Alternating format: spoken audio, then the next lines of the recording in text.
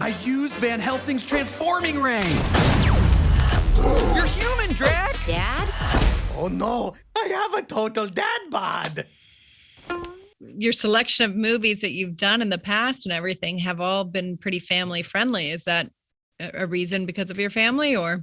I've always been attracted to that. I was telling the last person, I started off as a teacher. Oh, wow. And I taught elementary school for some time. And then I worked in musical theater in New York for some time. And then I saw The Little Mermaid, and I was so excited by it that I tried to get into Disney and was lucky enough to get a position there right away. And that was Aladdin was my first show there. And was able to put together what I know about working with kids and families and dance and music into one package. So, this is the fourth one, right, in the Hotel Transylvania series. What kind of excited you about getting on board with that? Oh, I think the franchise is so much fun. I really love working with those monster characters. They just are also quirky, and it's just a wonderful big ensemble. I also really like working at Sony. The producers there, all the other producers are genuinely caring and sharing, and it just makes a great team. And the executives are all really looking to make an artist-based studio. When you think about, Smurfs and Spider-Man and Us and The Star, I mean, they're completely different kinds of movies. And that's what they're trying to do, is really make it artist-based. And the two directors that I was paired with, Jen Kluska, my first woman after 25 years in the business, Jen Kluska directing with Derek Dryman. They're just wonderful, smart storytellers. And, we had to do the whole thing like this over Zoom. And to have that kind of collaboration, even that way, was a real treat. I know. I was just thinking that while you were talking, I'm like, this probably, one of the first movies. Well, no, I mean, there's, now a whole slew of movies through COVID, but it's like, since it's animation based, people could do it really remote. So we didn't miss a day. I remember March 2020, we were in studio on a Friday and we were working from home on Monday with a full schedule. And the studio just did a great job getting us all set up. Wow, that is amazing. So, they say though that this is our last one on this Hotel Transylvania. Do you think, would you, I kind of hope that there's more. And so kind of seeing if there's more audience reaction and, the streaming numbers show that people want it. Do you think that they'll potentially do another one, or?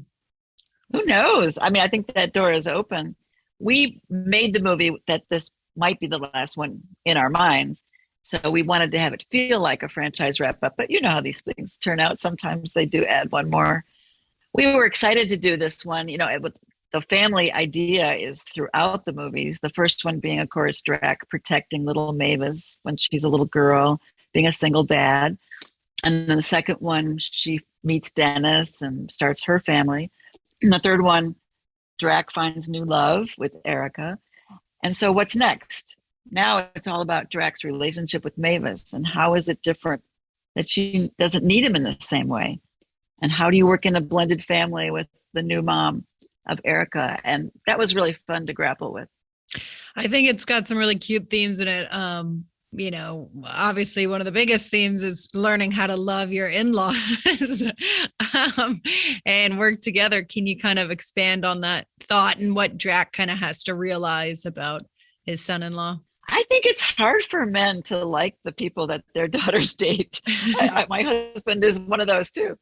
And it is challenging. I think they find it very difficult to really embrace them. And, Drac learns through hard travels that much of what's good about his life is because of Johnny.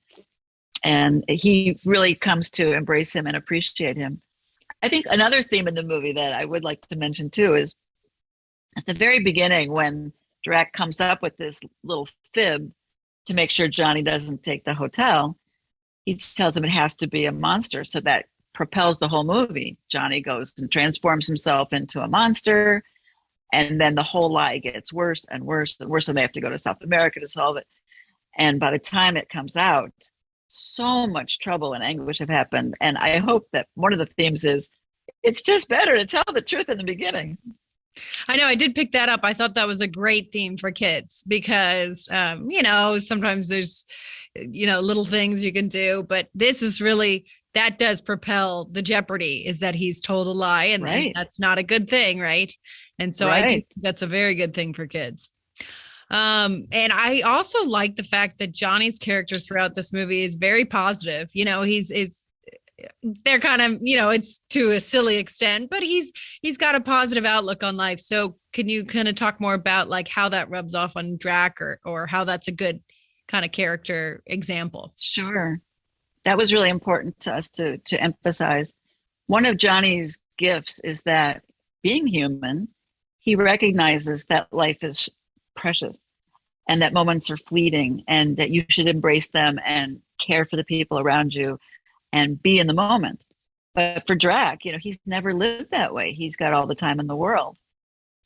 And when he experiences that traveling in South America with Johnny, and he sees Johnny's delight in the smallest things, whether it's a bird or clean water to swim in, or a good pair of shoes, or a ride on a bus and meeting people, I think Drac finds that really interesting. And he learns from him that life is precious and that it's better to stop and enjoy it along the way. Well, this is a great cast. There's so many comedians. There's so many, high profile actors. And so it's fun to see all that kind of comedic energy in one spot and one funny movie. So I think did we have fun working with them? Such a great team. And all of that, we saw the inside of people's closets and garages. And I mean, it was crazy trying to record this movie during COVID, but we did it. Yeah. Well, I commend you. I really enjoyed it. I thought there were some really great things in it. I liked, I just thought it was a funny take for Hotel Transylvania for him to turn into a human. I mean, and the whole theme of retiring and giving it. And so there's so many relatable bits there for older audiences too. I'm glad to hear that. We hoped it would be something for all ages. Yeah. So and of course, Drac being human allows us to get out of the hotel and out of the darkness. For 3 movies, he's had to be only awake at night. Yeah. We got to go out and have color and be in the daylight.